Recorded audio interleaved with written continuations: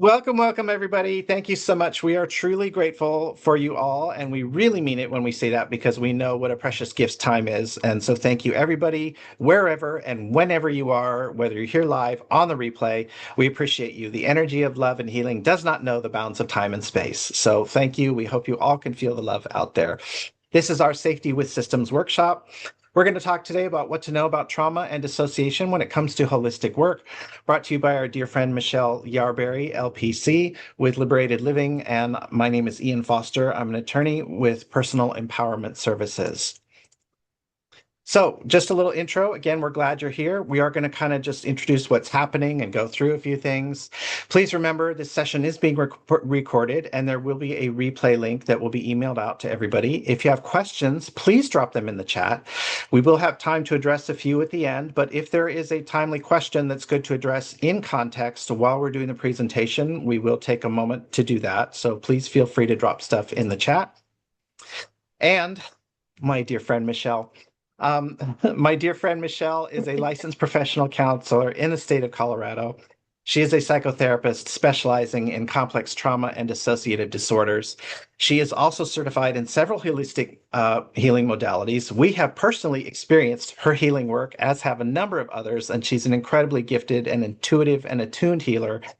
And she does an amazing job bridging that gap between that clinical stuff with all that clinical language and knowledge and the beautiful, broader, holistic landscape in which so many of us are participating nowadays. And we've seen firsthand how she bridges that. And she's just a beautiful friend, a beautiful teacher, a wonderful colleague. And we really do mean it. Sometimes we call someone a dear friend and colleague. We mean it when we say that. Michelle is a dear friend and colleague and she's just great to be around. So thank you so much, Michelle, for being part of this Oh, with us. well, thank you, Ian. And I can say the same about Ian. We have worked together several years ago, and I was so excited to reunite. Ian makes the legal topics very, you can handle those with ease. And in fact, when in his courses, for those of you maybe who have taken his introductory one, he has you breathe before a difficult topic. And so because of his teaching and I've implemented the things I've learned in his courses, I can practice around the world with knowing that I'm well covered because I'm following everything, the legal and ethical boundaries. So Ian is, as an attorney, and he's also an energy practitioner, which makes it very convenient. He understands, and he also has a dissociative identity disorder. So Ian brings to the table this beautiful experience that only he can from the lived experience. And we are very grateful to be working with him and very excited. And it's an honor and a privilege because we are going to blend two worlds together to help you do what you do even more effectively. Thank you, dear Michelle. We always love hanging out with you. Likewise. So Michelle and us, we have worked together professionally before. The holistic world, it's beautiful. It's expanding. There are more and more people involved, but it's still kind of a small world, or feels that way, especially for those of us who work in and around the fields a lot. If you ask me if I know somebody in the holistic world, either I know them or I know someone who knows them. And so Michelle and us, of course, have crossed paths and worked together professionally before. And we are now coming together to combine our clinical and holistic and legal specialties along with the real life experience. So because we know what it's like to be the plural system on the other end of the healing experience. And so today is built for those practitioners who want to help their clients well, not simply help them more. And we know you all are helping your clients well. And as well as you're helping them, there is always room to hold more space for them, be more understanding, and be the person that the clients are looking forward to seeing and that they want to see and that they are referring to. Of course, we're an attorney, so we got to do our disclaimer. A lot of you have seen our disclaimers before. You'll see them again, pretty standard stuff. Please remember this content is for informational and educational purposes only. It is not intended to be either clinical training or legal training, and it should not replace any training within your certification. It does not replace clinical supervision. We're going to talk about recognizing trauma-based dissociation so that we can create safe healing spaces for those clients. We're not talking about diagnosing it. Again, we are recording just to remind everybody, and this recording will be uploaded to the Personal Empowerment Services channel on YouTube, where we have other content of this nature. So it will be on YouTube. So by staying, you consent to the recording and acknowledge that you are solely responsible for what you say and how you appear on the recording. And the material is the property of Michelle's company and Liberated Living and our company, Personal Empowerment Services, LLC. So we were kind of curious, just a question to get us started off. When dealing with medical professionals, have any of you ever felt that the professional maybe wanted to push ahead whether or not you were comfortable? Have you felt that they were a little dismissive of your concerns? Or that they didn't care to try and understand you? Did you feel like they were not safe to talk to? Anybody had these experiences before? Feel free to drop them in the chat if you Drop in the want. chat, drop a Mhm. yes if you've had these sorts of experiences. Yes, we're getting some yeses. Yeah, and absolutely from Absolutely. Julie. Yeah. Yes, and absolutely. Yes, April, Mhm. dismissive. Yes, it's difficult, right? It is. Yes, with the medical Mhm. providers. Believe it or not, some people have felt that way with holistic practitioners also. This doesn't mean that the medical provider or the holistic practitioner is a bad person. It doesn't even necessarily mean that they did anything wrong. It just turns out that survivors of severe trauma, not even severe trauma, any of us who have been hurt before, any of you have been hurt before, right? I mean, it's life, yeah. We tend to be sensitive. We tend to be vigilant. We tend to be triggered in ways that we don't always understand. The good news is that creating a safe and trauma-informed space for those clients is actually something you can learn. This goes beyond bedside manner and friendliness because even the most friendly doctor or practitioner with great bedside manner, if they are not trauma informed, they can make people feel this way without knowing that they're doing it. But this is a learned skill. That's kind of the stuff that we're talking about today. So today, we are going to look at trauma as an adaptive response. We're going to look at what a dissociative system actually is in real life, not in the movies, and how you can maybe recognize it in your practice and maybe hold a little bit of space for those clients. We are going to reveal an opportunity to become a more trauma-informed practitioner, the kind that clients can't stop talking about and seek out for help because they feel so safe with you. And we will address at the end some of your questions as well with some of the time that we have left over. So, Michelle, would you like to take over from here for this part? Absolutely. So we hope to, for those of you who might be new to looking at trauma this way, we want to can shift our lens into looking at trauma as an adaptive response. And so often we think, oh, this event or that event happened, right? Mhm. And that have had to have been so traumatic. But it can in itself, the event, when it's overwhelming, you feel like you can't get away, you're trapped, you're going to die. But it's actually, it exceeds somebody's ability to cope and process what's happening in the moment. And again, as I mentioned, the helplessness, powerlessness, hopelessness. And what is really even more impactful is the response to either caregivers or loved ones or trusted people in our sphere of influence. And so some of you mentioned in the chat about feeling, dismissive or, the lack of care, concern. So this is very important when we think of a traumatic event. And it's the way, again, their nervous system is coping with the overwhelming situation and what results from that. So again, it can be influenced by those around us. And what sorts of things might people say, right? Even if they meant well, that are not helpful, for the trauma, from the trauma situation. You probably can think of some things, right? Like, oh, he only watched it. Oh, this was a classic. She's so young, she won't remember. Oh, he was just a baby, right? Well, what did you do to bring this on, right? Suddenly, you, the victim, are the problem, the cause. And again, dismissing some of the symptoms. What do you mean? You don't remember what he said, right? And there is this fear. I'm afraid if I tell people what's going on inside, woo, they're going to think I'm crazy. I hear that quite a bit, right? Mhm. And then maybe from the outside, well, that's not how I remember that happening. I don't think it was really that way. Hmm. So these are very And Ellie common. added one upping. Yes. Oh, Trauma comparison. yes. Thank Trauma you, Ellie. comparison turns not to be all that helpful. And not just one upping, but sometimes we've heard people say, well, my trauma is not as bad as that other person's trauma. So what's wrong with me, right? Because this experience is not as horrible as it could have been. So have any of you heard these sorts of things before from people when talking about your history? And have Yes. you perhaps caught yourself saying some of these things or similar things to others, being dismissive of others? Again, that doesn't make you a bad person. It doesn't make you wrong. It's a very natural human thing.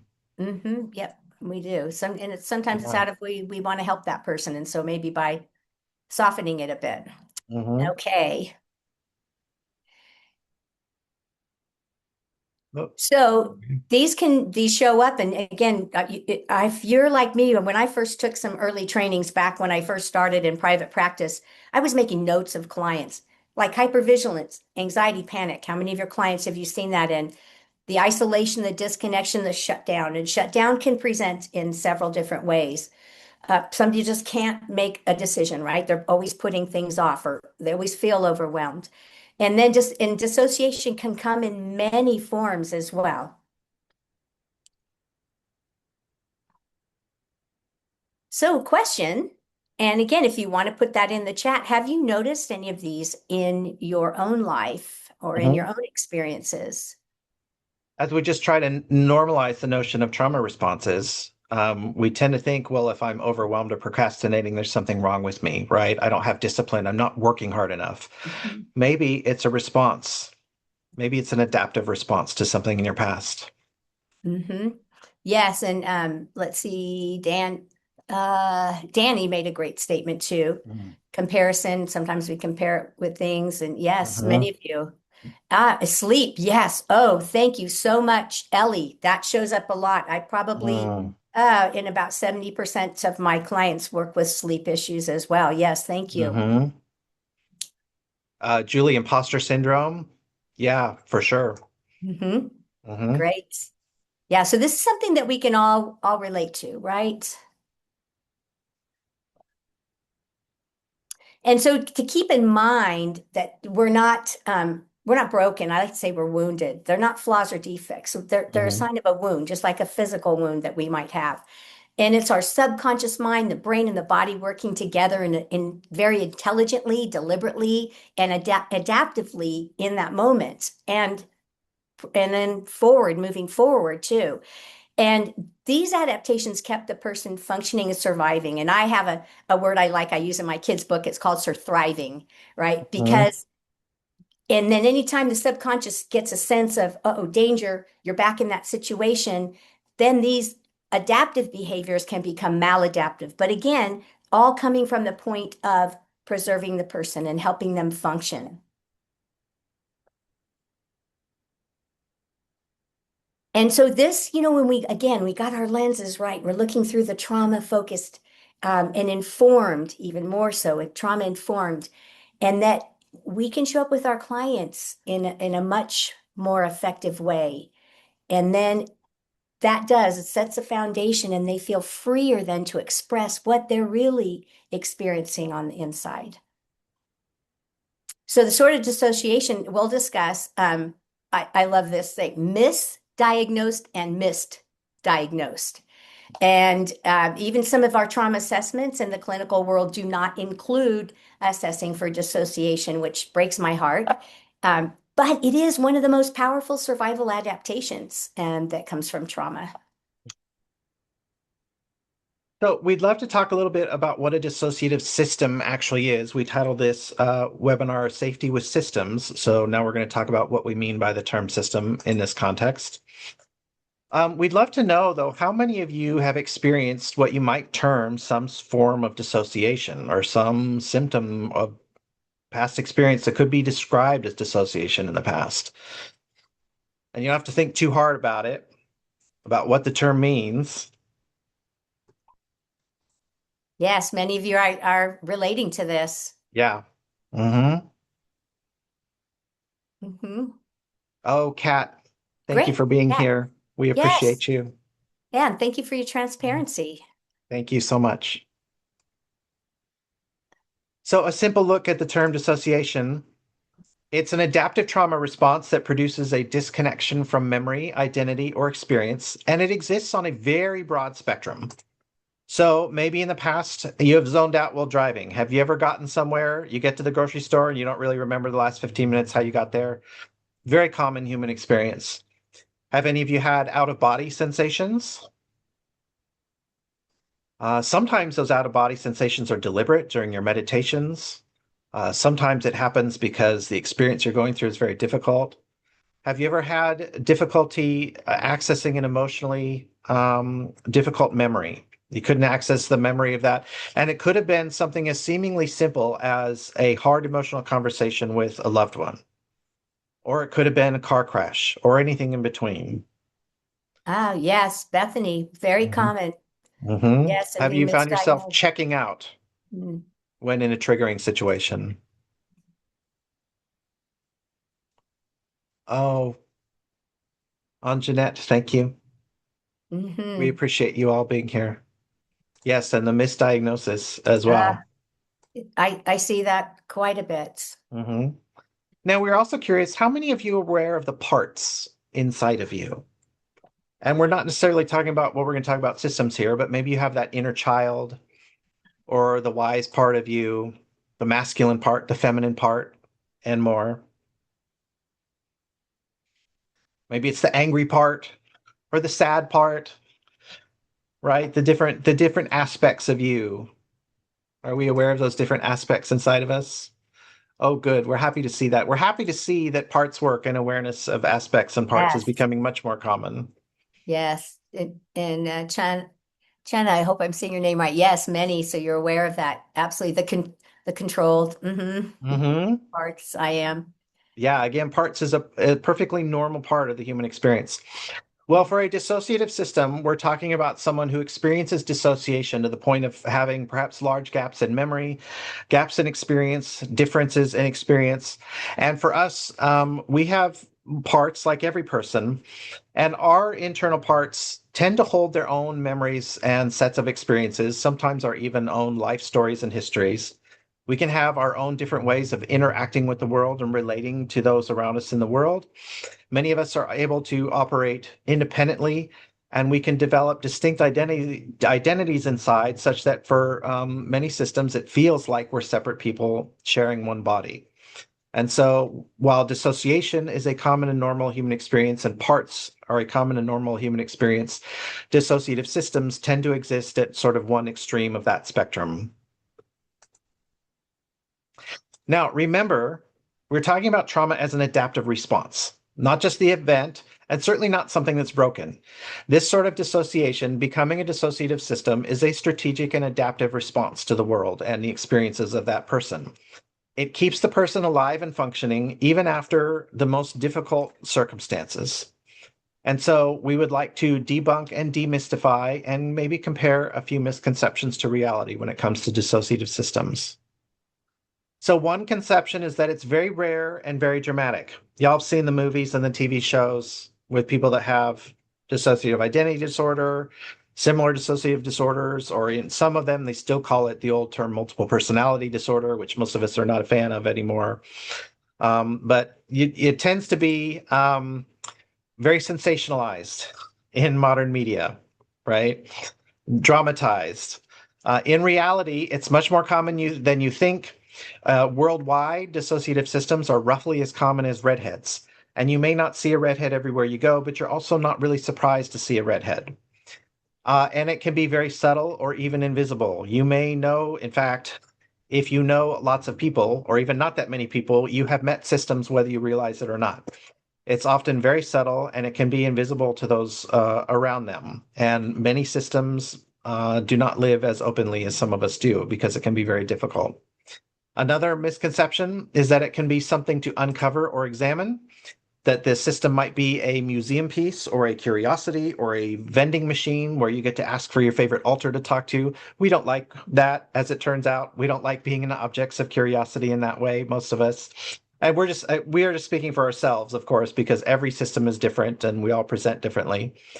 In reality, this is just a person to meet in a safe and healing space. We are dealing with all the same things that every human deals with. We're trying to put food on the table and a roof over our head and just get through the day just like everybody else is. Another misconception is that we are something broken to be fixed.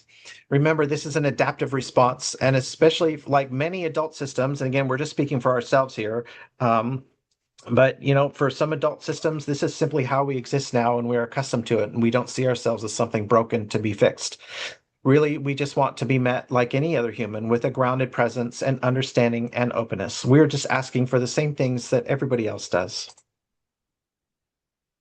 So let's talk a little bit about recognizing this sort of dissociation in your practice. And Michelle, would you like to discuss a few of these Yes, things? sure. So again, you might want to, maybe you're jotting down clients that you're thinking of, Mm-hmm. but a client says it just can be a subtle shift or it can be very noticeable in their tone or maybe the vernacular that they're using, even a mood change, body language is a little different, it shifts. And maybe forgetting, oh, what was that we worked on last week? Or I don't remember. Did you tell me I was supposed to do something between sessions, right? Maybe forgetting parts of the session, or even that you had a session last week. And then maybe all of a sudden it feels like they're gone and they're still there present, but maybe there's a glassy look. They might be staring off. And or at other times it might feel like there's someone else in the room, right? Someone that you haven't met yet, or they're presenting very differently. So if you've seen any of those, please feel free to drop a yes in the chat. Mm-hmm. And you may be already Yeah, aware of Julie. this. And you may be, now that we're giving language to things that you've seen, you might realize that it's more common than previously understood. Mm-hmm. Mm-hmm. Yep, we're getting some yeses there. Mm-hmm. Danny says frequently in energy work and therapy. Yes. Sure. Mm-hmm. Mm-hmm.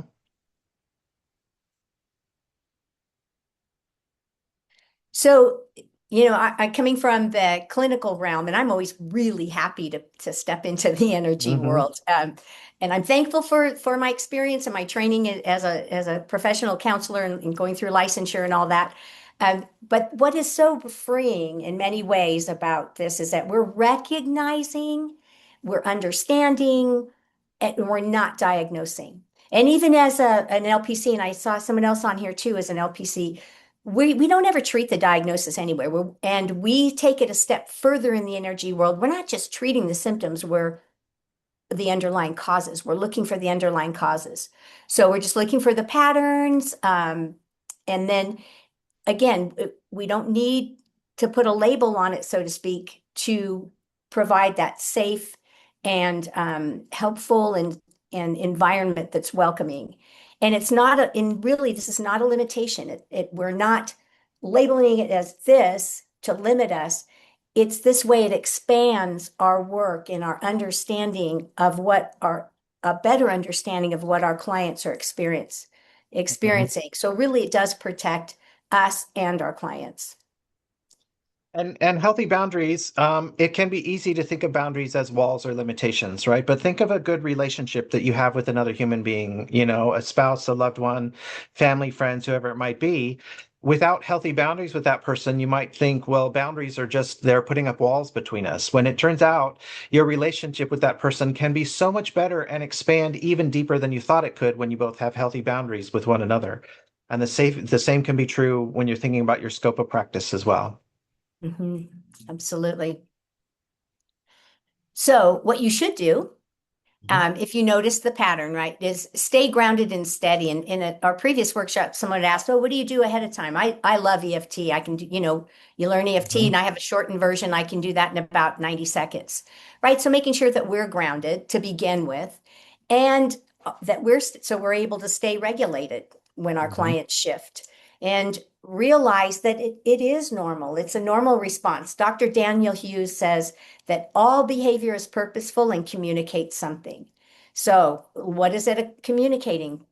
And then our referral sources. I have a beautiful network of other holistic practitioners, other LPCs when that's when that's fitting for someone, a natural health care center. Again, that's kind of our boundaries, right? What's the scope of our practice? Who might be able to come alongside in addition to our work that can help this client even move forward or make progress even more so? That groundedness is so key to trauma informed work with your clients, because people who come from trauma background, and again, we're not going to get into what's more severe or less severe. As we said, they're very sensitive, right? People who come from trauma backgrounds, they will notice in you if you are dysregulated. And that, again, that doesn't make you bad or wrong or anything. It's just something that clients will notice. And it's so key for those clients, especially those of us who are systems. We can tell when our medical provider or our holistic practitioner is dysregulated that day. And we feel it and we can tell it. And it may or may not be triggering in certain respects. So that ability to stay grounded, to stay calm, and to understand what your own triggers are is very key to providing that safe space. Yes. So, Dylan, the quote is by Daniel Hughes, all behavior communicates, Mm. wait, Oh, communicates something. yes.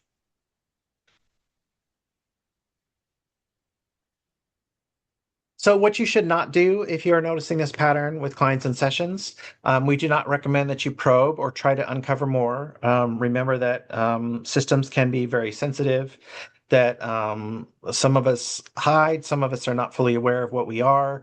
There sometimes is shame involved in being a system.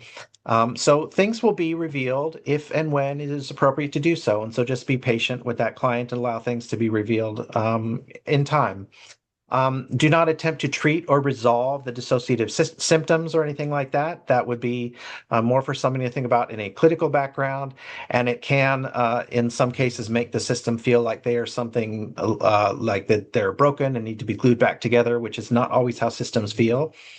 And no need to panic, as we just talked about, right? No to be an alarm. Systems are not dangerous people. We're not something to be worried about. Your steady, grounded presence matters more than anything. Certainly matters more than trying to find the perfect words or the perfect modality or anything like that. Steady, grounded presence is the key and the most important thing that you can provide. So, Michelle, would you like to address this? Yes. So yes, the scope of practice, and again, it's not a limitation. We are here to provide the best care we can for our clients. So again, I have another liability insurance for my LPC, and he always says, Michelle, stay in your lane, right? So knowing what our lane is, right? So staying if you do have an LPC or what your modalities are that you're using, and knowing that again they may need to be referred out for someone, and that is really can be a beautiful collaborative experience. I often have clients that come to me that have another therapist, but they get referred to me for the energy work, and so it's a beautiful collaboration between their therapist and myself, or a natural health care provider, and I'm providing the emotional mental health work, even if only in the holistic or frame, not necessarily just in the LPC. So we can work together whether you're clinical or non-clinical. And again, knowing where your space ends, where it begins, and what the full spectrum of that is. And so we said we would offer you a new opportunity. And so we're excited to do that, to become the trauma informed practitioner that clients want to be with, that they feel safe with, that they come back to, that they refer to. So, what we've covered today, we discussed the notion of trauma as an intelligent adaptation, not just the event itself. We've looked at dissociation as one of the more strategic adaptations that can happen from trauma, and how dissociation in parts are a normal part of human experience, and then it can be taken to a whole different level in some people. Talking about recognizing and providing that safe space without diagnosing, and responding safely and compassionately and within our professional scope. This is all a basic foundation. This is what we can get through in the container such as this when there's a lot of us on in a workshop like this. We're not trying to do any sort of mastery today. And maybe can we agree? And you can drop a yes in the chat. We'd love to, or drop yes or say, I agree. Do we agree that surviving complex trauma should not mean that it's harder to find a safe, responsive, and informed holistic care? And back at the beginning, we talked about how many of us have had experiences both with medical providers and with holistic practitioners where if we're trauma survivors, we haven't always felt safe with them. Drop a yes or I agree in the chat. Do we agree that people who adapted to live through such things deserve practitioners who are willing to learn what that safe space might actually look like in real life? Yes, we're getting lots of absolutelys and yes. Can we agree that perhaps holistic practice overall as an industry, we could be more trauma informed and safer for clients who have come from these sorts of backgrounds? Some of you have probably seen instances of other practitioners perhaps not being as safe and trauma informed as they could be. Again, it's not with judgment. It doesn't mean anybody's bad or doing the wrong thing. It just means maybe they haven't received, gotten the right information, or we don't know what we don't know, right? This stuff is not always taught. And if you don't know what you don't know, it can be difficult to know how to react with clients in these circumstances, and that's okay. Yes, and having been on some of the platforms for the holistic healers is I see some of the challenges that are coming up and the questions, Mhm. and I think, oh, I think that's coming from trauma, possibly dissociation. And some of you know that I've responded with that. And so that's really one of the things that is driving us for this is we see the need, and both to help you feel more prepared and equipped, as well as helping your clients move forward. Mhm. So, Michelle and us, this is why we were here. We are quite passionate, as you can see, because we believe every person who lives as a plural system and every survivor deserves safety, respect, choice, compassion, and informed care. We do not believe that trauma survivors or systems should have to earn those things. We do not believe those things should be difficult to find in the clinical or holistic worlds. We believe those things should be a right and that people deserve that. And so that's why we'd love to make an invitation for you all today. And we're not talking about becoming a specialist in trauma or forms of dissociation. We're not learning how to treat the diagnosis. We're not talking about clinical education. We're not talking about going back to school. We're not trying to ask anyone to add another credential. And look, we're not trying to trash the notion of getting more education and more credentials, right? We love it. We we love going and getting more degrees and more certifications and more credentials because we just enjoy learning and we enjoy the environment. And guess what? We sometimes use getting more education as a tool to put off taking aligned action. It's just another trauma response for some of us. And sometimes, at least for our system, speaking for me, like sometimes I have to take a step back and think, ooh, maybe I should start actually using the education and the certifications that I have to help my clients better in the real world. And so we're simply today looking for those practitioners who are ready to look at trauma survivors and say, hey, I'm with you. I'm a person too. And I'm just willing to understand enough to build a safer and more beneficial space for you and your healing journey. That's all we're looking for today. And it And feels good to be prepared. Oh, yes, Michelle, sure. please. Well, and to add to that is, in a sense, we are going to school because our clients teach us Yeah. so much. And it's such a blessing, a privilege, an honor. It's a sacred journey. And so you really will learn a lot, even though you're not pursuing another credential. hmm Oh, for sure. We believe that way about our one-on-one clients. And those of you who have been to our various legal and ethical workshops before, you know that one of our favorite parts is learning from everybody who shows up because we do not claim to have all the answers, as we're not supposed to have all the answers. So just imagine feeling like maybe you're equipped to recognize what may be happening and to listen while staying present and grounded with your clients and to respond with safety with them and not alarm. And imagine feeling equipped to know when you can slow down, when you can pause and take a deep breath. It's always a good idea to pause and take a deep breath. That never hurts. When to stop, when to refer out. Imagine being equipped to create that healing environment where trauma survivors feel welcome and wanted and safe, Mm. and feeling confident because you're serving them in a legally and ethically aligned way and you know your scope. So you're not worried about that side of it. And again, we are not talking about diagnosing, treating, fixing, or curing, or even trying to know everything. We're just talking about giving you guys a toolkit to be more trauma informed, more client attuned, more ethically steady, and more legally sustainable in your practice. And so, our upcoming program can help you become the practitioner who's ready for clients who come from trauma and who experience dissociation. So, you can be the person they turn to in the holistic space. And it's not just about knowledge and tools, it's about that safe space where you can show up authentically, where you can learn at a reasonable pace and encounter only compassion and attentiveness in a completely non judgmental atmosphere in this upcoming program. So you can ask the questions, any question, without fear that you're going to be judged or put down for it or dismissed for it. So we can model this sort of very safety that we all hope to do with all of our clients. And you can absorb and implement at your own pace. And think about what a program like this might mean for your practice.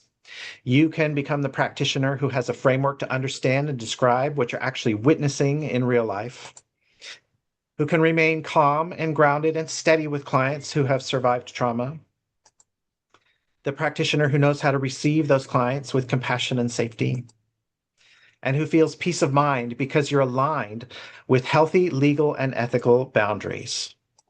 And I would like to talk a bit about just about that, about the Yes. legal and ethical boundaries. Again, I see a lot of things that step outside of that posted. And I think once that these legal and ethical boundaries are understood and you put them into practice, I think, again, that self-efficacy and that professionalism really increases. And it's a very important and much needed, not just in the holistic world, but also in the clinical world as Mhm. well. Indeed. In fact, we'd love to train more lawyers on legal and ethical boundaries. I'm sure you would.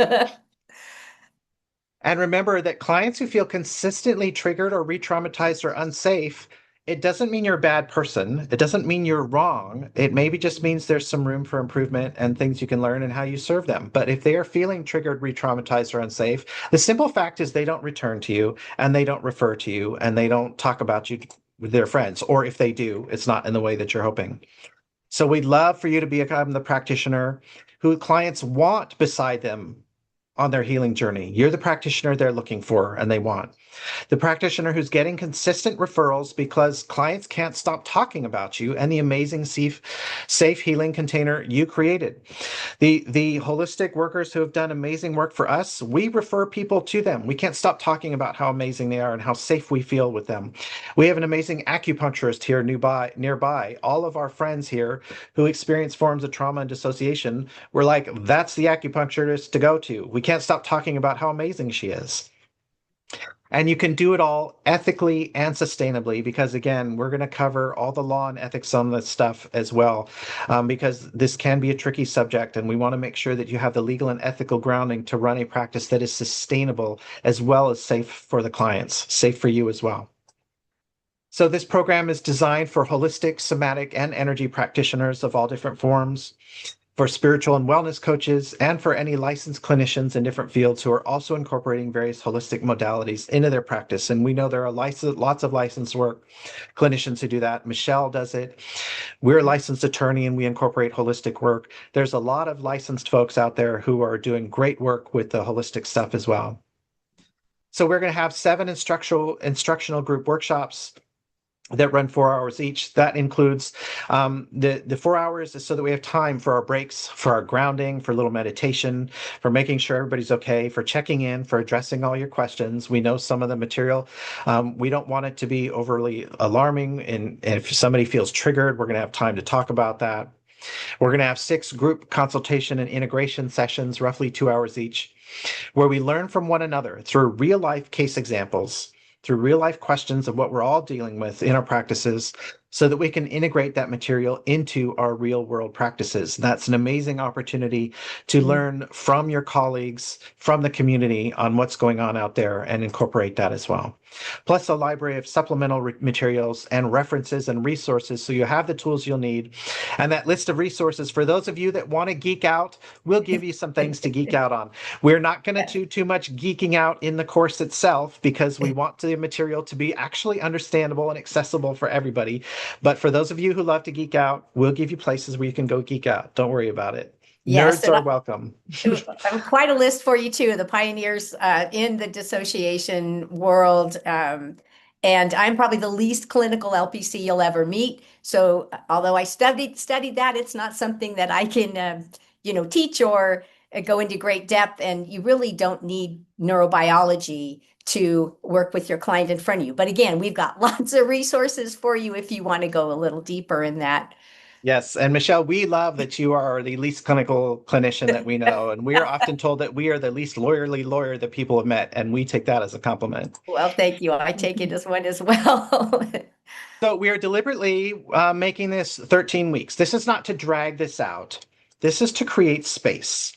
We Mhm. don't think this is the sort of thing we want to consume in a 3-day intensive, which we could do. There are places that do stuff like this, but we don't think we should be consuming this all in some sort of 3-day intensive where you get overwhelmed. You have a stack of 100 pages of notes and resources and paperwork and slides and all these hours of video to try and catch up on. And you have no idea then what steps to take because you've had no idea to breathe.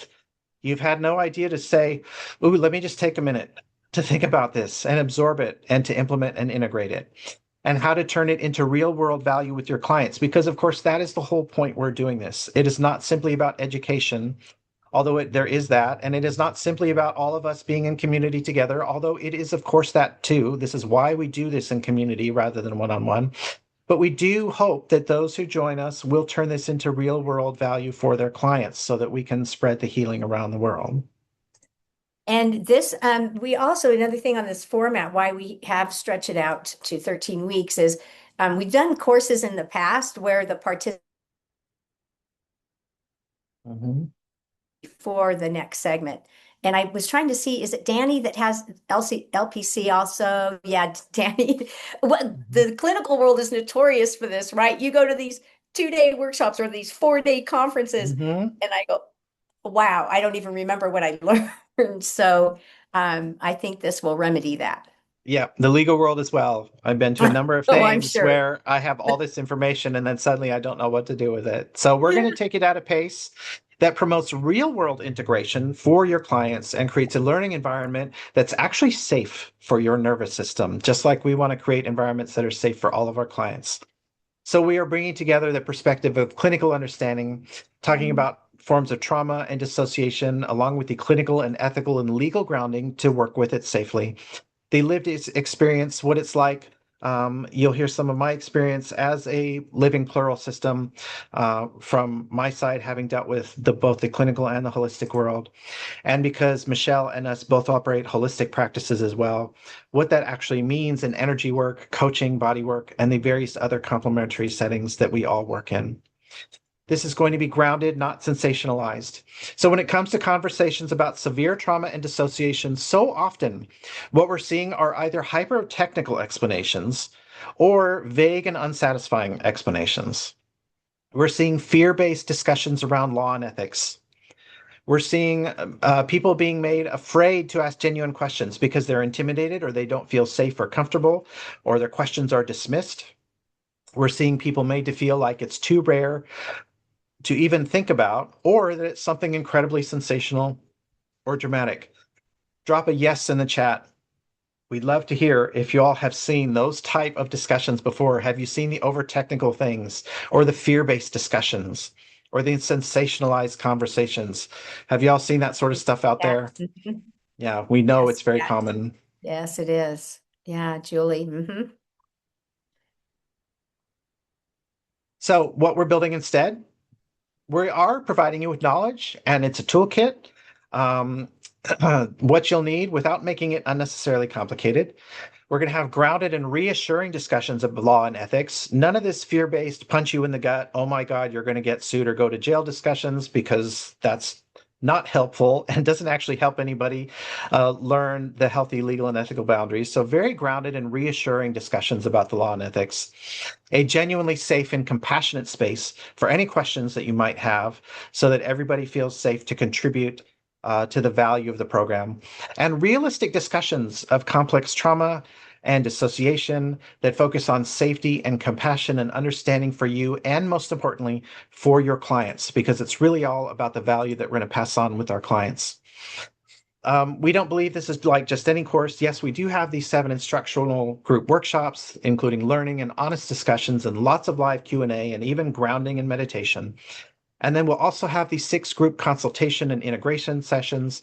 Those are where you get the real world situations and the practical implementation, because we know that understanding something intellectually is not the same as knowing actually what to do with it and what you're going to do when you step away and how you're going to help your clients in real life. So we're not asking for anyone to figure it out alone, and we're not asking you for you to go off. We're not just going to dump information and just then hope for the best and hope that you can figure it out and implement it by yourself. Sure. And in that, when we are talking about the case consultations, we'll guide you on how to ethically present as well as organizing it so that you get the most out of your case consultation. And you can take that and use that in the future too. Mm-hmm. So we're not looking for certainty here. We're just looking to build a grounded understanding so that we can recognize trauma and dissociation, respond with greater safety and awareness, respect internal systems and consent and autonomy, which is always very important for all of our clients in whatever we're doing, refer out when additional support is needed, and how to create safe spaces with confidence, especially when you're feeling uncertain. So, are any of you seeing what a unique combination and opportunity this might bring? For some of you, this course will feel like it's in alignment in this time and place, and for some of you, it may not. Either way, hopefully you can see that this is sort of a unique and needed thing out there. And so we are inviting you to our founding cohort with the 7 4-hour group workshops, the 6 2-hour group consultation and integration sessions. You'll get full recordings of the group workshops, a library of resources, and as a part of our founding cohort, the opportunity to help us shape what will come next in the future. And so you'll also get 2 founding cohort bonuses. Michelle has graciously offered her session results template package of $147 value. And with Michelle, you get a 60-minute one-on-one consultation, which is a $150 value. Thank you, Michelle, for those gracious offers of those bonuses for the founding cohort. Those are included. And from us, we are running a workshop this October. We run this every October. It's called Let's Write Your Contract Together. It is a live workshop on Zoom this October 10th, where we actually get together and learn about agreements and consent forms for our clients. And we actually work on our agreements and consent forms together in community. Some of you have been to those workshops before and hopefully found the value. I see some thumbs up there. Thank you. Yeah. So that sells every day for $547. That is what that will be selling for, but that'll be bonused and included for anyone who joins our founding cohort. So if you think it's important to understand trauma more deeply so clients feel even safer with you, and to recognize dissociation without overstepping, if you'd like to create the atmosphere where clients are looking for, so they keep coming back and refer others, and become the practitioner who can meet these situations with the confidence of being ethically and legally aligned and grounded, then we created this course just for you. And for those of you who feel aligned, if this is the aligned action for you in this time and place, we'd love to have you in our founding cohort. So the founding cohort investment, this course in the future for the full program will be $34.97. We are offering $1,000 off for those who are willing to be part of this run of the course. So it would be $24.97 for the full program. There are payment options available as well if the initial investment is not in the cards for you today. Now, if you want only the seven main workshops for instruction and education, and you don't think you need the consultation sessions, you can enroll in those alone for $19.97 if you don't think you're going to need the consultation sessions. So the first workshop begins in a week. That's our tentative start date. So that's what we're striving for, is a week from today. And you can go to healingwithsystems.com to register for that. That's healingwithsystems.com if it feels aligned for you to get signed up today. So again, thank you so much. And you can also email us with questions at info@healingwithsystems.com. Now how are we doing on time? Oh, good. We do have time to stick around. Michelle, are you able to stick around and we can answer questions? So we would love to, we can take maybe 10 or 15 minutes. We do want to be respectful of anybody's time. You can drop questions in the chat. Any questions that you all have? We are truly grateful for you being here, and we'd love to stick around and help you out with that. Sure. And comments are welcome too. So questions or comments? And if you want to, since we do have a little bit of time, if you'd like to raise your hand as well, we can answer any questions that you might have about any of the material today or about the upcoming program.